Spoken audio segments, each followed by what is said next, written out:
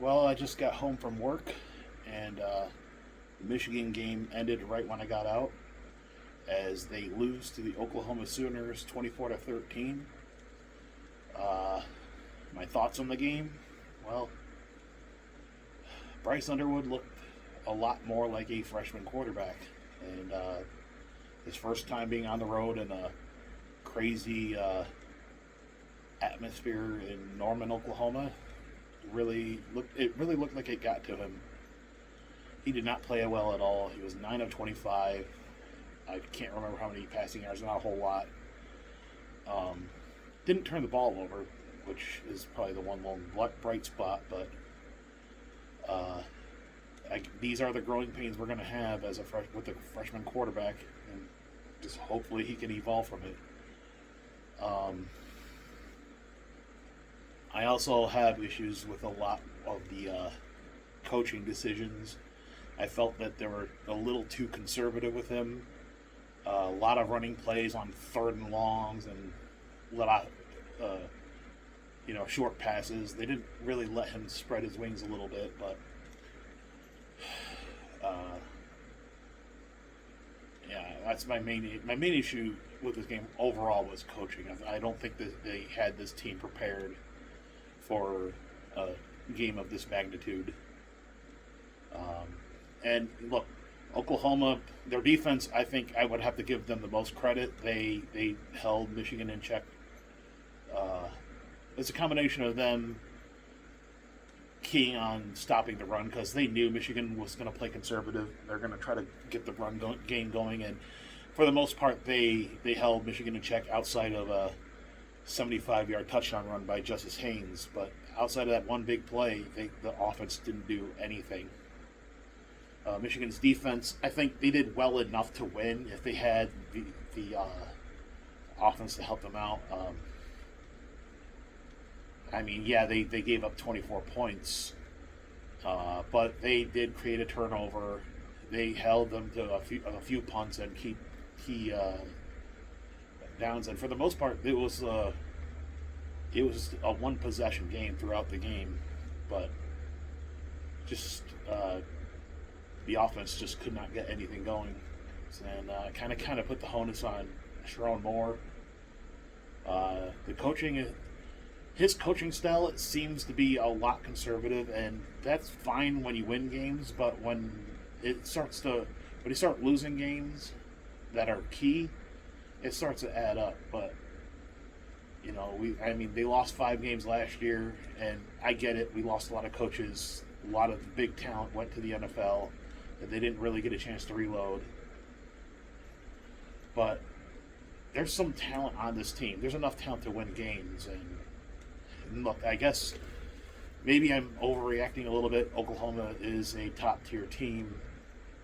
Well, I don't know how top tier they are, but they're better than what Michigan is. And I don't know. I don't know where they go from here. Everyone else in the Big Ten seems to be, at least when it comes to the top dogs, they seem to be head and shoulders above Michigan. Ohio State crushed Grambling 70-0. Oregon looked dominant over Oklahoma State 69-3. Penn State looks pretty good, although I don't think they played anybody yet. But it's just it's going to be another challenging year if the coaching keeps playing conservative with this quarterback who has an arm, and he showcased it here. And some of it is on him. He missed a few throws, but I think it's more coaching. There was a time in the fourth quarter where they gave up 2 timeouts way too easily, and it cost them at the end of the game because it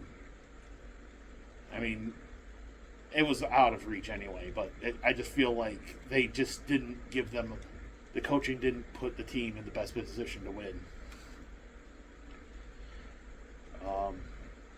Even the kicker missed the field goal, and that's surprising because Dominic Zavada is one of the best kickers in the country. So, but then again, Oklahoma's kicker missed one, so it's 1-for-1. And like I said, Oklahoma did not really play a great game. They turned the ball over. I think they threw an interception. They muffed a punt. So Michigan had their chances. They just could not. They could not execute when the time called for it.